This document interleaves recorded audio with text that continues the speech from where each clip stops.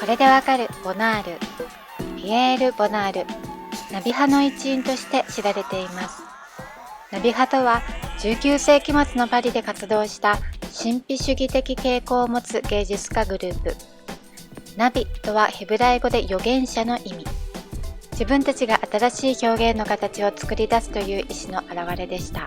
ポール・セルジェがポール・ゴーギャンから指導を受け感動して、それをアカデミー・ジュリアの仲間たちに伝え、賛同した人たちによって作られたグループです。ボナールは浴室の絵で有名ですね。妻が1日の半分ぐらい入浴するというお風呂好きだったからですが、どうやらこれらの絵から他の女性の影も見て取れるようです。ちょっと怖い話ですが、後ほどご紹介します。さて、ピエール・ボナール、どんな人だったのでしょう。彼の生涯を覗いてみましょう。1867年、パリ近郊の町ポントネオローズに生まれる。父は陸軍省の役人。経済的に余裕のある家庭に育った彼は、パリの名門校ルイ・ルグランで学びました。18歳の時、父の希望で大学の法学部に行きます。ですが、絵を描くことが好きだった彼は、20歳になるとアカデミー・ジュリアに入り、法律と美術と両方を学んでいました。翌年、法学士の学位を取得するも、アカデミー・ジュリアンでは、後にナビ派と呼ばれるグループを結成。こちらの自画像は、スーツを着ながら絵筆を持つという、どちらの方向に進むか揺れているボナールが伺えますね。その後、陶器所で働き始めるも、22歳の時、国立美術学校エコール・デ・ボザールに入学。そして、フランス・シャンパーニュのコンペに当選し、このポスターが街頭に飾られると、ボナールは有名になります。これを機に画家として生きていくことを決意。ちなみにこちらのポスターは、ロートレックに影響を与えたと言われています。エコール・デ・ボザールで開催された日本美術展に感銘を受けます。そして日本かぶれのナビと呼ばれるようになります。こちらの絵をご覧ください。乳母たちの散歩、辻馬車の列。屏風のような形で平面的な絵ですね。日本画のようです。またこちらの絵、庭の女たち4連作は日本っぽくもあり、アール・ヌーボーっぽさもあります。ボナールらしさがとてもよく出た作品なのではないでしょうか。26歳の時、パリで後の妻になるマルト・ド・メレニーと名乗る女性と出会う。名乗るというのは本名は違っていて、ボナールは後に結婚するまで30年以上マルトが本名と思っていたとか。29歳の時、アルフレッド・ジャリの舞台指王の美術や衣装を担当。32歳の時、美術賞のアンブロワーズ・ボラールにより版画が出版される。このボラールはゴッホやセザンヌなどたくさんの画家に援助を行い個展を開いた人です。45歳の時、レルノーに移る。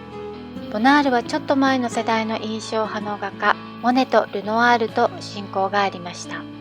特にモネとは親しく、ボナールが移ったベルノーはモネのいるジベルニーのアトリエから5キロしか離れていないところで、お互いに車で通い合ったとか。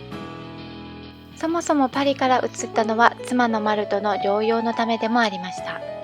彼女は持病の神経症がありました。ボナールは彼女の絵をたくさん描き、愛妻家として知られますが、心惹かれた女性は他にもいました。一回り年下のモデルのルネ・モンシャティ。画家とモデルを超えた関係だったようで、マルトは嫉妬します。そしてその後、ボナール58歳の時、マルト56歳と結婚します。ほどなくルネは自ら命を絶ってしまいました。実はこの時亡くなった場所が浴室。ボナールが見つけたそうです。それからボナールは数年後に横たわる浴女の絵を何枚か描いているのですが、これはマルトなのでしょうか、ルネなのでしょうか。マルトをモデルにルネの最後の姿を見ていたとしたら、ちょっと怖い絵になってきますね。